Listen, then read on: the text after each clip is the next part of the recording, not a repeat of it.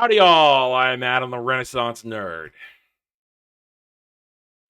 Yeah, it's here. We are days, hours, minutes away from Lord of the Rings of Power. I can open my door, I can see it coming down the path. And with that, one should say, Adam, you don't have to do any more stories on Lord of the Rings of Power this week. You can leave it till Thursday when you get your hands on it. You do your review, and then on Saturday, you got This Is Mordor Country, 7:30 p.m., September 3rd, where myself and many others were going to have a sit down and have a good time. You can wait, Adam. You don't have to do it. Oh, yes, I do. I have to keep telling these stories, reporting on this stuff, because everybody involved with this show, they got to keep, they have to keep this horrible marketing campaign going to the very last second, thinking they are helping their cause, pretending that all the bad press, all the pushback hasn't happened. They continue to do it. So I'm going to continue to comment on it and give you my take and let you know that these people have their heads up their collective ass. Morfydd Clark. Morfydd Clark had to give one more interview to comicbook.com.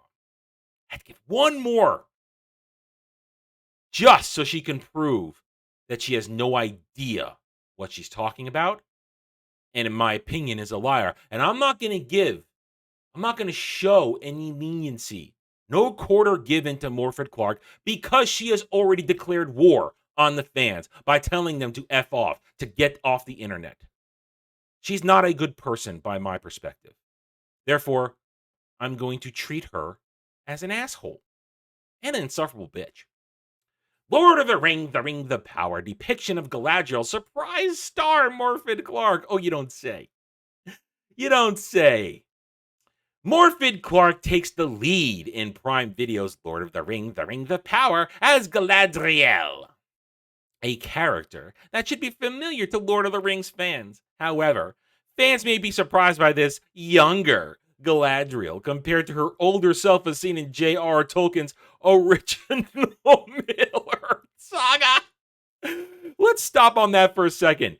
Original Middle-earth saga, because this is the new and improved Lord of the Rings, modernized for modern sensibilities, diverse like never before seen, because people have to see themselves in it.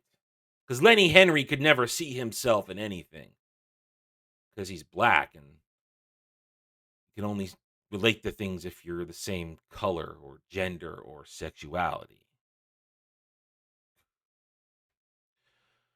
Galadriel in the Rings of Power has an edge to her and skirts close to darkness in a way that seems opposite of the calm and graceful Lady of Lorien from the Lord of the Rings, excuse me. Well, calm and graceful except when tempted by the ring. Oh, congratulations, you watched a scene from a movie. Speaking to comicbook.com, Clark says even she was surprised by the series' take on Galadriel. Before we get into that, let's just say right here, skirts close to darkness. Once again, we've covered this in the past on previous videos and streams. That's not a theme of Tolkien's writings. Tolkien does not believe in using the power of the darkness, of going into the dark to use its strength and then coming back. He doesn't believe in that. The whole point of the ring, the One Ring, is that you cannot use evil. You cannot use the power of darkness to do good. So talking about Galadriel skirting the darkness, that's not a theme of Tolkien. They're getting it wrong. That's why I'm still doing this, even though we're days away, to show you that the shills and the people involved with this do not get it. And they reveal themselves with commentary like this and what we're going to read from Ms. Clark in a moment. They reveal themselves as not fans, as people who hate Tolkien, who hate us. And we're here to point the finger of scorn. This is Clark. It definitely surprised me because I thought I was a fan. I read The Hobbit, Lord of the Rings, seen the films, but I had no idea about the First and Second Age. That was really kind of exciting to kind of learn all this extra stuff about the world that I loved. I think it's really interesting that she is so conflicted and going through so much because I feel the people in my life who ended up the most kind of chill and serene as Galadriel have usually been through a lot. It was interesting to work with the opposites, you know? How far can she go from what we know she will become? You're an idiot, and I think you're a liar. I don't think you read those books, and you clearly didn't read the books that have the information that explain what Galadriel did in the Second Age. Otherwise, you would not so brazenly say, I'm surprised. I didn't know she did this. I didn't know she did that. No, guess what, honey? You are a character in a billion-dollar fanfic. That's what you are. Because this never happened in Tolkien's Middle-earth. This is, again, we are talking about this still, even right up to the moment where we're going to review this show, to remind everybody, these people are fake. They are not real fans. I do not believe she read those books. I believe she may have seen the movies. I'd wager she slept through it. She's a liar. And she reveals herself to be stupid by saying, I didn't know she did this stuff in the Second Age. This younger Galadriel finds herself through some unexpected circumstances crossing paths with a man named Halbrand, played by Charlie Vickers. Vickers told us about Halbrand and his relationship with Galadriel. I'm going to read this just because. Let's read it and then we'll comment. He's a man from the Southlands who's leaving his past behind. Hence, he ends up in the middle of the thundering seas trying to start going on a journey, I guess. A few circumstances occur, and then, yeah, he meets Galadriel, and I think their relationship in the first instance is one of survival. That they're together by necessity, and they understand that they maybe have this connection, but they don't think, at least in his mind, it's not a tangible one. He can't define it. They have an interesting relationship that develops as the show unfolds. I think Galadriel makes him question things, both in his past and his future. I'm not going to take a dump on Mr. Vickers here because he's just trying to word salad his way through this because everybody and their grandma knows at this point that he's Sauron. We all know he's Sauron. He's trying to play the game still, pretending, oh, nobody knows I'm going to be Sauron. I'm talking about Halbrand like he's a real character. Well, first of all, he's not a real character. Tolkien never wrote him into existence. This is a fanfic character created to be a persona of Sauron. And it's all leading up to him plowing Galadriel. I'm on the record 4 times now in the past week and a half saying they are going to F in this first season. I think they're going to F. I pointed it out in the trailer several times. It has that we're gonna lust our way through the scene energy. He's just playing the game. I'm okay with that. I can accept that. But it's still stupid because at this point we all know. We're not believing the shill saying, oh, he's not Halbrand. He's not Sauron. Sauron can shapeshift. He could be anybody. No, he's Sauron. Enough people who have gotten confirmation who I trust have said it. And I'm going to go with it.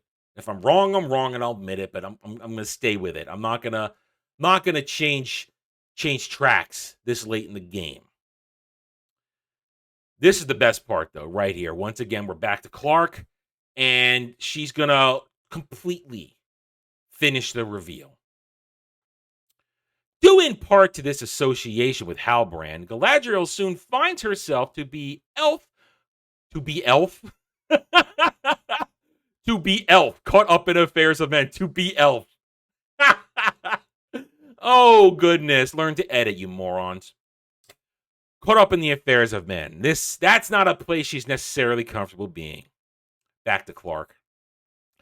I think she's interestingly out of touch and separated from them, but she also sees herself as a guardian, Clark says of Galadriel's feelings towards the men of Middle-earth. She wants them to be safe and protected, but also doesn't understand how men exist. She's an elf alone in many regards. And that was interesting to explore because I think so much of the power of all the characters in Middle Earth comes from their community, and she's somewhat at odds with that. This is the complete reveal. Now, once and for all, we can definitively say she has no idea who Galadriel is. I am a layman.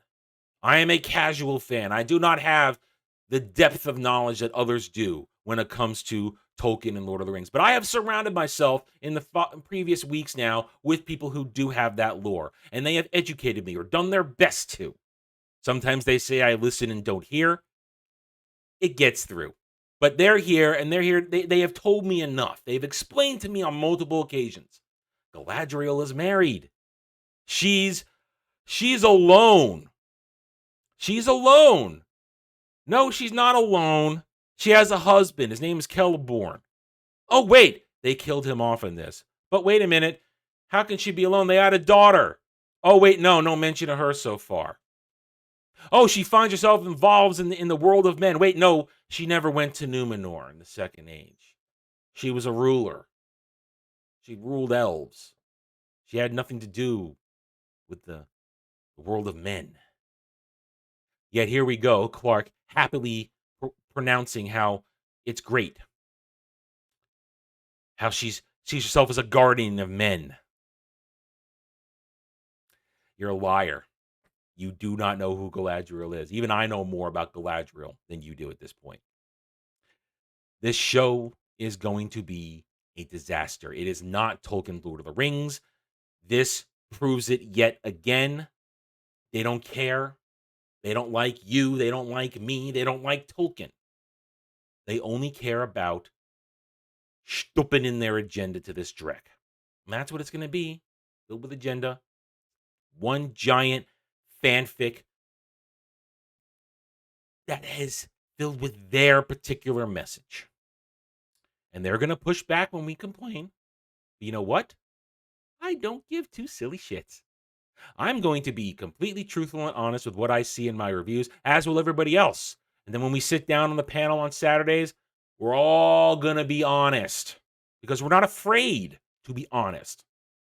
We know that it is our job to shine as much light down on this as possible so that they cannot hide from how bad it is, how wrong it is, how incorrect it is.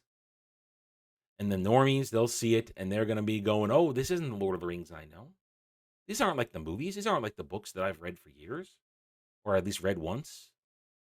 I don't like this. Oh, look at these guys. They're telling me that I'm not crazy for thinking this is bad. Okay, I'm going to watch more of them. That's how it's going to work. But the shills here at comicbook.com and all the other things, they're going to push back. They're going to try hard, but they're going to lose. Because this is the turn of the tide. This is where they will now be pushed back. They will not get Lord of the Rings. And then they're going to lose their footing on every other franchise that they've poisoned. Because people are going to realize this stuff isn't fun. Not having a good time. I'm not smiling. I'm not laughing. Definitely not laughing at She-Hulk. In the end, I can go back to the original stuff. I can find new things that aren't infested with agenda. And, well, we're just not going to watch. But I hope you do watch my reviews. And I hope you join us again this Saturday, 7:30 p.m. Eastern, at This Is Mordor Country, a Rings of Power discussion panel, where we will rip this to shreds. Be on your guard. There are older and fouler things than orcs in the deep places of the world.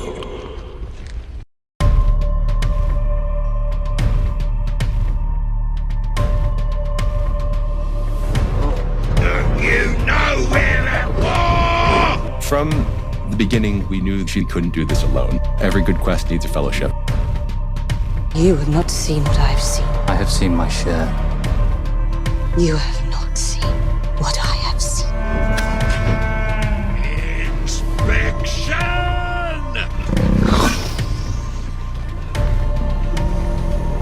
we don't change anything, but we interpret everything in this incredible, unique way. Everyone was cast because they were the absolute best person for the role. One thing we can do, better than any creature in all Middle-earth, we stay true to each other with our hearts even bigger in our feet. Second Age is the great unfilmed story in Tolkien's entire legendarium, with the forging of the rings and the last alliance. And we felt that that was the story that deserved to be told. 8 weeks at most. It was 5. You're lying. She's lying. She may play coy now, but she was a moon-eyed girl in love from the moment we met. Looks like meat's back on the menu, boys!